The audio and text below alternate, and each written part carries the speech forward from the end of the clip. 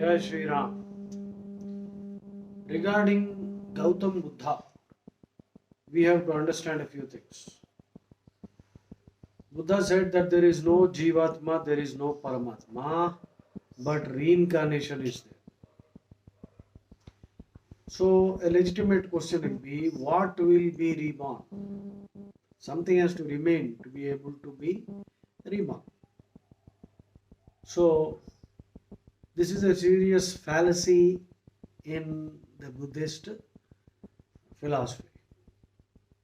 So there is no Jivatma, no individual Atma, no Paramatma. Buddhism is atheistic. But then reincarnation is there. So what will reincarnate? Something has to remain. I have to remain when this body perishes. Based on my karma, I will get a better birth or a lower birth, or if I qualify for moksha, I will be released from this cycle of birth and death. So whereas Buddha is saying that there is no soul, no Jivatma and no Paramatma, but Punarjanma is there. I don't understand what exactly will come back to life. So this is a question which has not been resolved. I hope someday some Buddhist will explain this to me. Next, Buddha said that the first rule is ahimsa, and the second rule is you must live on charity. Take alms, bhikshata. Personally, unconditional ahimsa is something that I don't support. Because if a snake enters my room and threatens to, if it is a poisonous one, in fact, I don't know snakes, so I don't know whether it's poisonous or non-poisonous. The moment a snake enters my room, if it is outside, I have no problem. I have no other option but to kill it. It may be non-poisonous, but I don't know. So, unconditional ahimsa is also not acceptable. And if a person comes with a weapon to attack me, kill me, or kill somebody here, I have every right to counter-attack, defend myself, and if necessary, kill that fellow. Suppose a person comes with a weapon and I fight, and in the process, the weapon slips from his hand and it falls to the ground. And he says, now, please spare my life. Because I don't have nihatta ko marna nahi chahiye. I will not hesitate to kill him. Because had it been the other way around, and whatever tool I have been using to defend myself, say a stick or something, if that had fallen, slipped from my hand, he would have killed me because he came with the intention to kill me. Point number 2, living by charity. I would never recommend that. मांगन मरण समान है, मत कोई मांगो भीख, मांगने से मरना भला, ये सदगुरु की सीख. कबीर दास जी कहते हैं. Daridram Mahapatakam, Mahabharatam. Arjuna tells Yudhishthira, Daridram Mahapatakam. Poverty is the worst of all sins. When you have the ability to earn, why should you live by begging? So second principle also I cannot accept. And incidentally, ahimsa would mean that you should not kill any animal. So no meat eating. Once it so happened that one of Buddha's disciples received a chunk of meat in his begging bowl. So I believe the bhikkhu or bhikshu, that is the word they use. The bhikshu approached Buddha and asked, sir, what should I do? This is a catch-22 situation. A catch-22 situation, which means it is a paradoxical problem. The solution actually worsens the problem. The solution is such that it makes the problem even more complicated. So it was the horns of a dilemma. The bhikshu was on the horns of a dilemma. He didn't know what to do. Rule 1, ahimsa, no killing. Rule 2, live on charity. Now in charity he got meat. Let us say tandoori chicken or some meat. Now this is militating against the rule 1. So what should I do? Now Gautam Buddha, I believe, said it is okay, you can eat it because that animal was not slaughtered for you. You didn't slaughter it and it was not slaughtered for you. Therefore you can eat it.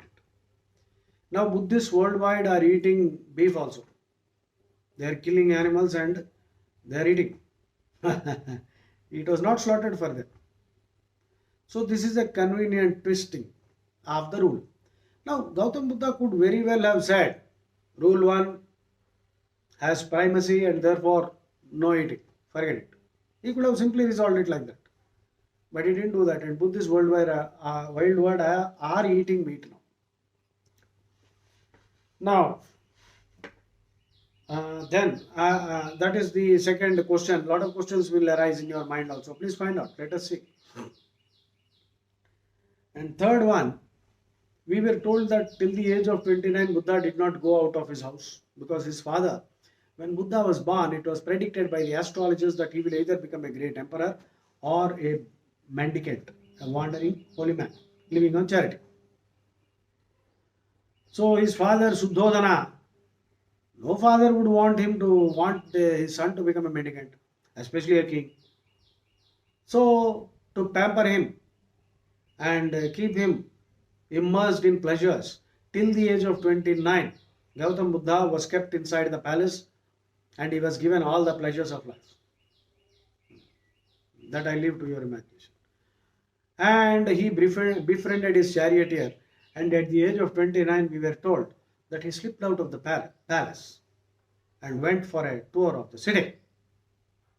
And some incidents took place. First he saw a person who was bent and walking with a walking stick. So Buddha, I believe, asked, what is happening? Why is this man like this? So his charioteer friend told him, sir, this man is old and we all become old. Oh, Gautam Buddha, I believe, realized, okay, there's something called old age. Now I have a problem with this story. Because in the span of 29 years when he was within the palace walls, purportedly secured from the rest of the world, insulated from the rest of the world, don't tell me he saw his own father and mother not growing old. He would have seen them. He would have seen people growing old, he himself growing old. There would have been mirrors. Yeah? There would have been children who would have grown up. So this story sounds very illogical. The next thing that he saw was a person who was sick, shivering, and I believe Gautam Buddha asked, what is wrong with this person? And the charioteer said, sir, he is sick. This is illness. We all will fall sick. Now again, as per the story, we are told that Buddha was shocked. Now don't tell me in 29 years Buddha himself did not fall sick while he was within the palace, and many others would have fallen sick. So again this story fails on one more count. Third thing is, Buddha saw a dead person who was being carried by 4 people. He asked, what is wrong with this man? The charioteer said, sir, that man has died. Someday we will all die. Oh my God. So Buddha had one more epiphany. So we all die. Don't tell me in the last 29 years of his life within the palace, he did not see any death at all. Maybe his granduncle, grandfather, somebody would have died. Who would have stopped meeting him and then he would have come to know. So that again is not making any sense. And the last thing is he saw a sadhu who was dancing freely with just a loincloth. So he asked, who is this fellow? Why is he dancing like this? So the charioteer friend said, sir, he is a sadhu, he has nothing, but he is the happiest man in the world. So I believe Buddha was greatly impressed and he went back home and decided that he too will give up the world to find a solution to the problems of life, which is old age, disease, and death. So he went to meditate and he took extreme steps and he almost killed himself, and after 7 years he got enlightenment, but in the process he realized that extremes are bad. We should take the middle path, so that is accepted. So the fourth situation from Buddha's life, about which I have some questions. The story about Angulimala. In school I had been taught that Angulimala was the name of a dacoit who lived in a forest. And anybody who used to enter the forest, this man used to loot and kill and cut off that fellow's finger and wear it around his neck as if it is some kind of a souvenir, memento. and so his name became Anguli Mala. He was wearing a necklace of fingers. As the story goes, one day Buddha entered the forest. He was going somewhere. Angulimala spotted Buddha. Perhaps Angulimala wanted to score a century. Eh? So Buddha perhaps was the 100th man. So our cricketers are always very keen to score centuries. So Angulimala, as per the story, started chasing Buddha. Buddha was walking at a calm, slow, convenient pace. And Angulimala was chasing at full clip like Usain Bolt. Now this is a surreal situation. It is like a phantasmagoria, a hallucinatory dream sequence. Just imagine, virtual reality situation. Buddha is walking slowly. This fellow galloping at full clip is still not able to catch Buddha. Finally, he gets very tired and falls at the feet of Buddha, and Buddha turns around and blesses him, gives him a talk, gives him a sermon, pravachana, and finally, Angulimala has a change of heart. He becomes a disciple of Buddha, he becomes a bhikshu, a bhikkhu, and he adopts Buddhism. Now, again, I have serious questions against this story. If Buddha did not have those miraculous powers by which, in spite of running at such pace, Angulimala could not catch him. If Buddha did not have those siddhis or powers, then Angulimala would have killed Buddha and Buddha would have contributed one finger and helped Angulimala score the century. So which means Buddha could afford to talk about ahimsa because he had these supernatural powers. If I also have some supernatural powers, then I can also say ahimsa. Somebody throws a bomb at me, I can stop it. Like in the Matrix movie climax, when the bullets are shot at Neo, Neo stops the bullets and picks them from the air and drops them. So if I have supernatural powers like that, I too can stop all the bullets. But since we don't have such powers, so this ahimsa of Buddha is actually possible because of the powers that he had. So again, I have problems with this story. I hope. And you see, Nalanda University was destroyed by Bhaktiar Khilji. As the story goes, 18 people came. Bhaktiar Khilji, just 18 people on horseback, they came. Nalanda University had more than 10,000 students or 2,000 lecturers. A huge one, I don't know, thousands of acres, some 500 buildings, 10-storied buildings, lakhs of books, 10 to 15 lakh books. I believe Bhaktiar Khilji asked a question. Is there a Quran in the library? They said no. I believe he then went on a killing spree. He burnt everything down. Now, had the Buddhist teachers some sense, they should have thrown stones. 18 people could have been easily killed by thousands of people there, the teachers and the students included.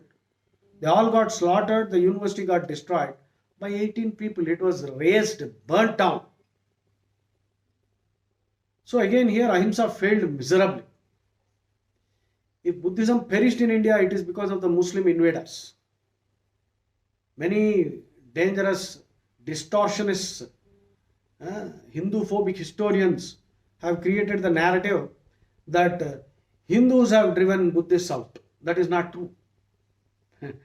Buddhism is a daughter religion or sister religion. Jainism, Buddhism, Sikhism.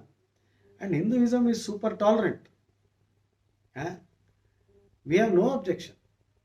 So the truth of history is such that ahimsa failed Buddhism miserably.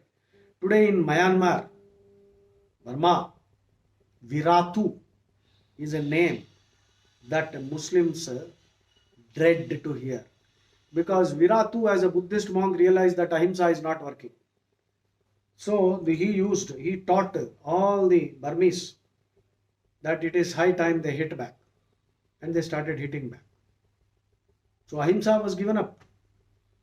And the moment ahimsa was given up and the so-called Buddhists became violent for self-defense, the Rohingya Muslims started running away, and today several lakhs are situated in several parts of India. So we will end this discussion here. This is my take on Gautam Buddha. And Gautam Buddha incidentally is not included in the Dashavataras of the Mahabharata. Vedavyasa did not include Gautam Buddha in the Dashavatara mentioned in the Mahabharata. Buddha is mentioned by Parashar Rishi in the Vishnu Purana, but that Buddha obviously cannot be this Buddha, because this Buddha was born in 500 BC roughly.